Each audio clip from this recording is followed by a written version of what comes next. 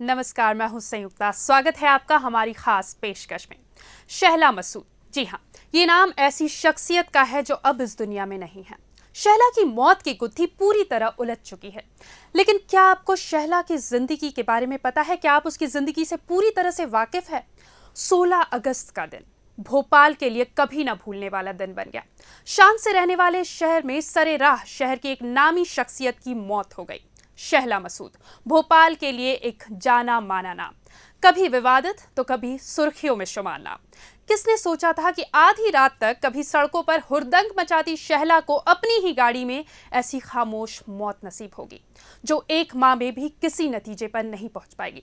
उसकी मौत की गुत्थी सुलझे उससे पहले हमारे साथ जानिए शहला की जिंदगी से जुड़ी कई बातें जो अब तक अनछुई है। ये शहला का वही घर है जिसके बाहर उसकी मृतदेह कार से बरामद हुई।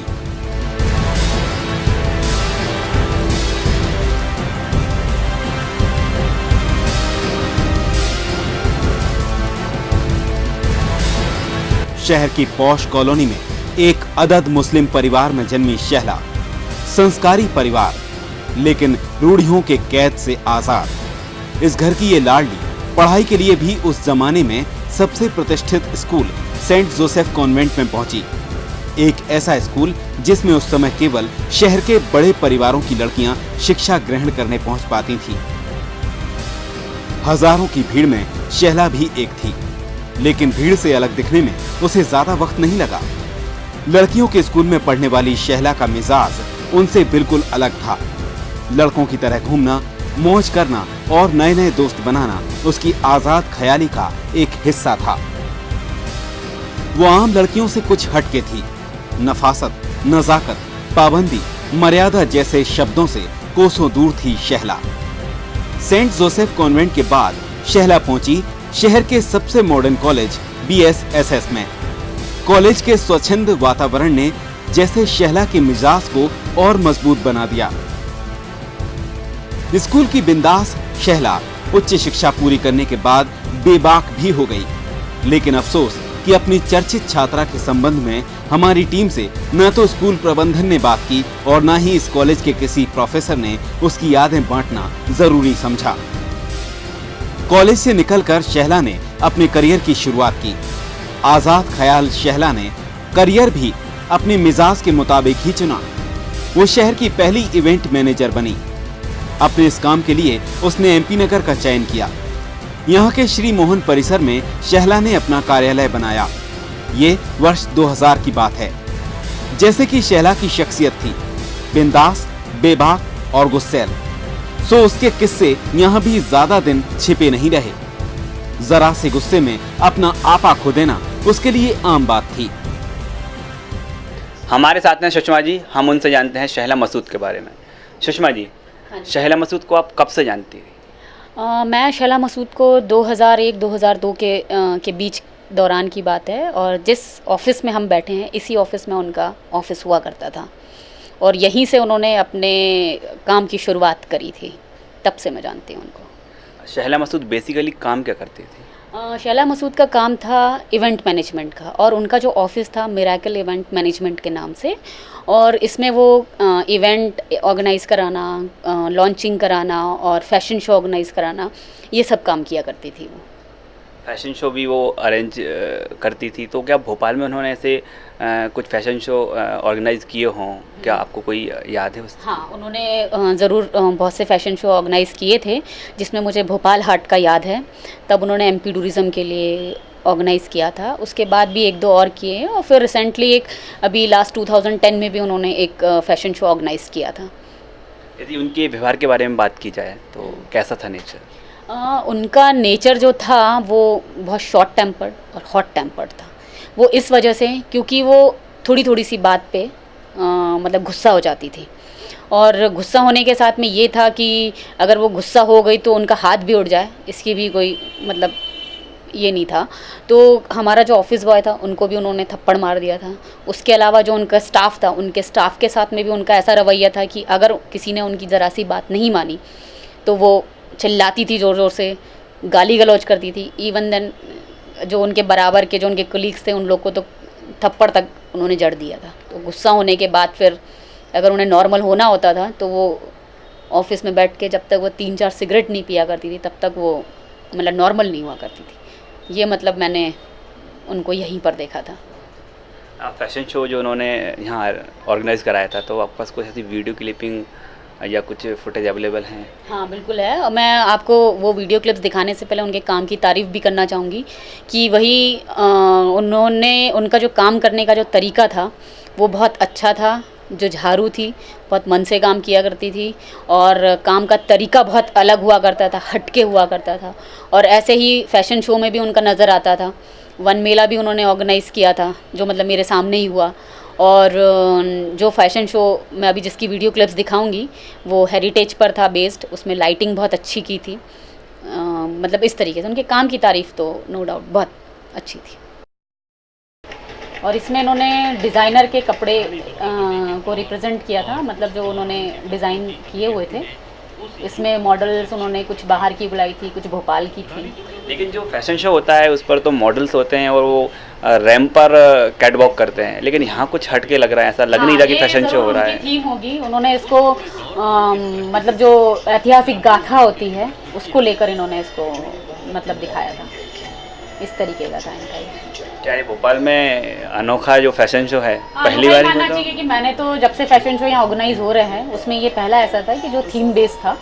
और इसमें इन्होंने ऐतिहासिक मध्य प्रदेश की, खास तौर पे इन्होंने मध्य प्रदेश के इतिहास को यहाँ दिखाने की कोशिश की कि कौन कौन से महाराजा यहाँ आए हुए हैं, कौन कौन से राजा महाराजा रहे थे मतलब मध्य प्रदेश में, उन सबको दिखाया था। कितनी चर्चित रहा ये फैशन शो? ये तो चर्चा में रहा था, मतलब इसकी तारीफ भी हुई थी कि प्रोग्राम बहुत अच्छा था। ये देखने को मिला वो काबिले तारीफ था। आयोजन में लाइट का जिस प्रकार से उपयोग किया गया था वो भी बेहतरीन था और इसकी वजह से कार्यक्रम का आकर्षण बढ़ गया था। आयोजन में मध्य प्रदेश के मुख्य राजवंशों जिसमें गौड़ सभ्यता, होलकर सभ्यता, सिंधिया सभ्यता और भोपाल के नवाबी दौर के फैशन को बखूबी प्रदर्शित किया गया था। आयोजन में गौड़ सभ्यता को प्रस्तुत करते हुए मॉडल्स जब दर्शकों के सामने प्रस्तुत हुए तो ऐसा लगा जैसे मित हो गया हो। उन वादियों की महक दूर तक जाती है तो बेसाख्ता बुंदेलखंड की याद आती है, जहाँ की हर चीज ये गाती है। चमकीली चट्टानें, रंगों का धोखा, मोहब्बत ने जो कतानों में रोपा, तो सौदा पट गया समझो, बनाया दिले हिंदुस्तान तो मध्य प्रदेश बन गया समझो।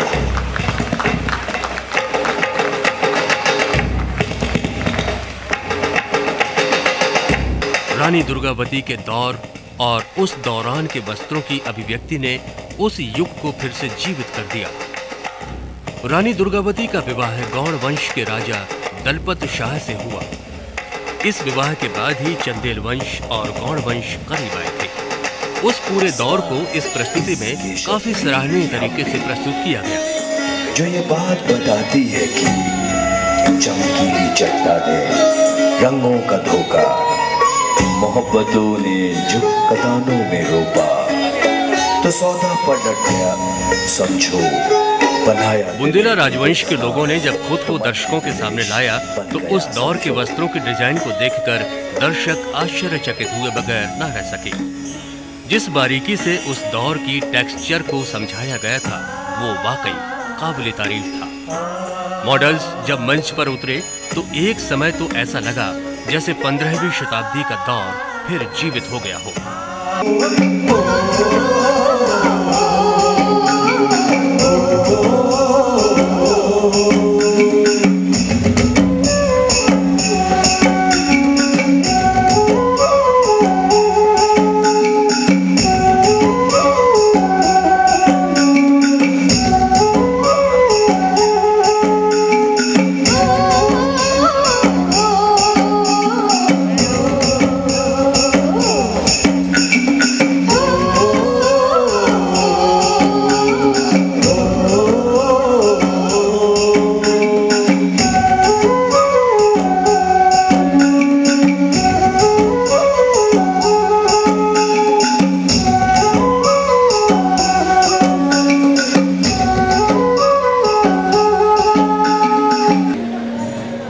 कार्यक्रम को आगे बढ़ाते हुए होलकर राजवंश के दौर को पुनर्जीवित करने का प्रयास किया गया।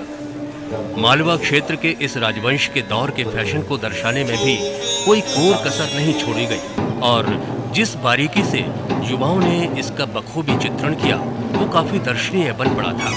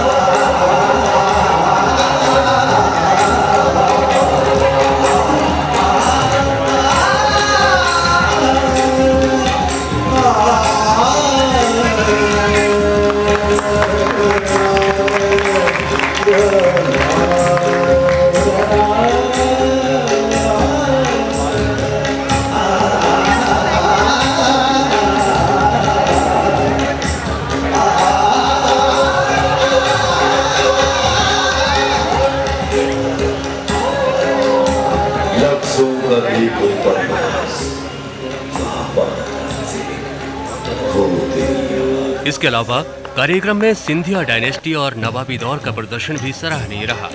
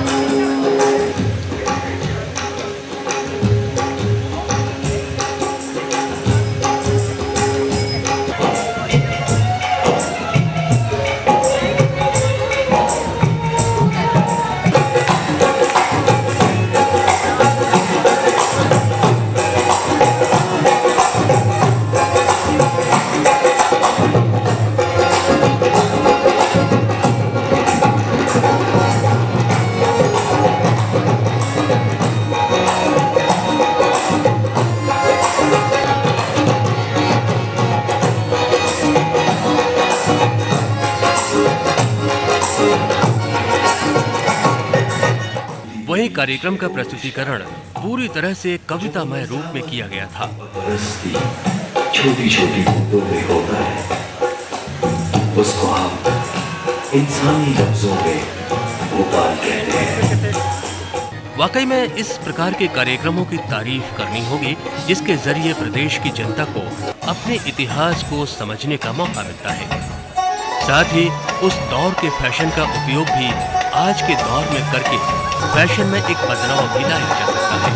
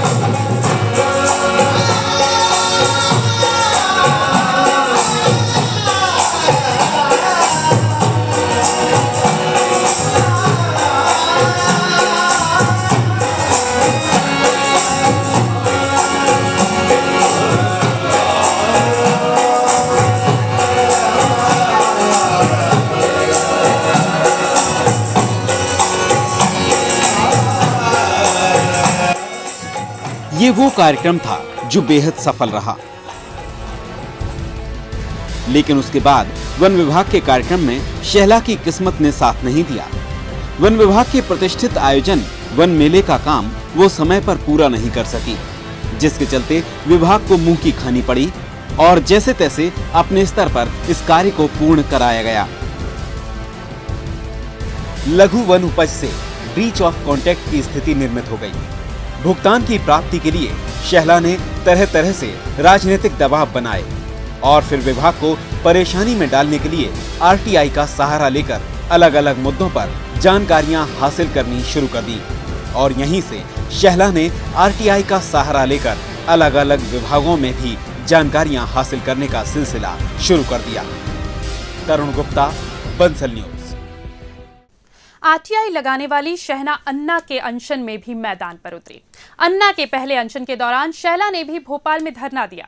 उसकी मौत पर अब रहस्य गहराता जा रहा है। शहला मसूद की मौत हत्या थी या खुदकुशी, ये कहा नहीं जा सकता, लेकिन हत्या के बाद मामला सीबीआई के हाथ में दे दिया गया। अब तक सीबीआई को इस मामले में कोई खास सफलता नहीं मिल सकी है और शायद इसीलिए सीबीआई ने शहला की मौत का सुराग देने वाले को 5 लाख के नाम का ऐलान किया है।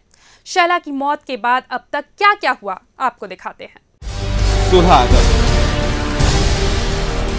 भोपाल के कोहिफिजा इलाके में शहला मसूद की दिन दहाड़े कार में लाश मिलने से सनसनी फैल गई। पुलिस मौके पर पहुंची और छानबीन शुरू की।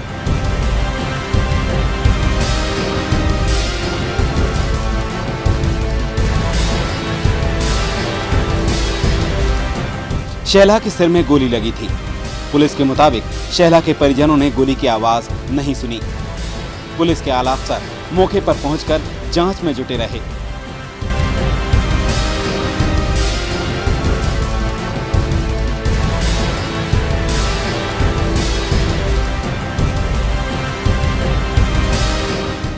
अगस्त शहला की मौत के 2 दिन बाद प्रदेश कांग्रेस अध्यक्ष कांतिलाल भूरिया शहला के घर परिजनों से मिलने पहुंचे और उन्होंने परिजनों को सांत्वना दी।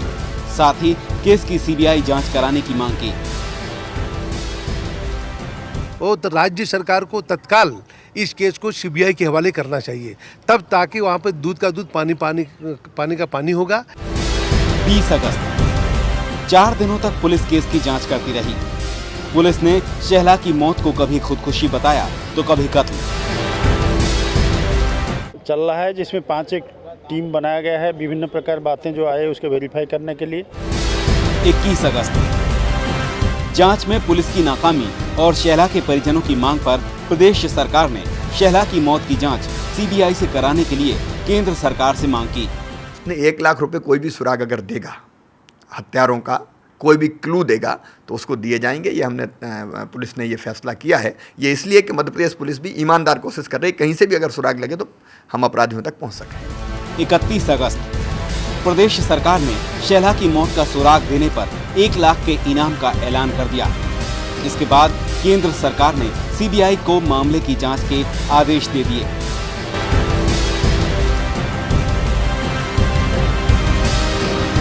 सितंबर शहला की मौत से पहले बीजेपी नेता तरुण विजय ने उससे फोन पर बात की थी। इसी सिलसिले में तरुण विजय से पूछताछ के लिए मध्य प्रदेश पुलिस दिल्ली रवाना हो गई और पुलिस ने तरुण विजय से पूछताछ की। वहीं तरुण विजय के समर्थन में प्रदेश बीजेपी उतर आई। Because we are as much concerned to get justice for Shehla. We are with them and we will fight it out till the culprits are booked and hanged. कि हाँ उनका संपर्क था, संपर्क कहा जा सकता है, संबंध नहीं कहा जा सकता। 3 सितंबर केंद्र सरकार के आदेश के बाद सीबीआई हरकत में आई और सीबीआई ने पूरे मामले को अपने अंडर में ले लिया। मध्य प्रदेश पुलिस ने सभी रिकॉर्ड सीबीआई को सौंप दिए और सीबीआई मामले की जांच में जुट गई। सीबीआई ने शहला के दफ्तर की भी छानबीन की। सीबीआई ने टेक ओवर कर लिया है लोकल पुलिस से और हमने इस केस के जो सारे दस्तावेजात हैं, केस डायरीज हैं, वो सारे हमने टेक ओवर कर लिया है। 16 सितंबर सीबीआई ने कई लोगों से पूछताछ की। इसके बाद भी सीबीआई किसी खास नतीजे पर नहीं पहुंच पाई। आखिरकार सीबीआई को शहला की मौत का सुराग देने वाले को 5 लाख रुपए देने का ऐलान करना पड़ा। 17 सितंबर Asian forum for human rights and development की टीम ने शैला के परिजनों से मुलाकात की और शैला की मौत पर चिंता जताई। वहीं शैला के परिजनों ने भी निराशा जाहिर की। हमें ऐसा लगा कि सीबीआई जो है एक इंसाफ करेगी, सीबीआई हमें इंसाफ दिलाएगी और कातिलों को पकड़ के लाएगी। और 5 लाख रुपए का इनाम की घोषणा की है, तो घोषणा कर देने का मतलब ये है कि वो भी उसमें अपने काम में नाकाम रहे। शैला मसूद की मौत हुए 1 महीने से ज्यादा वक्त बीत चुका है, लेकिन फिर भी अभी तक कोई खुलासा नहीं हो सका है। शैला की मौत पर अभी भी सस्पेंस बरकरार है। तरुण गुप्ता, बंसल न्यूज। आज हमने एक छोटी सी कोशिश की शैला मसूद हत्याकांड पर जो धूल जमी हुई थी उसको थोड़ा सा हटाने की, आपको समझाने की कि आखिर ये पूरी उलझन है क्या। हमारी इस खास पेशकश में फिलहाल इतना ही। मुझे दीजिए इजाजत और आप बने रहिए बंसल न्यूज के साथ। नमस्कार।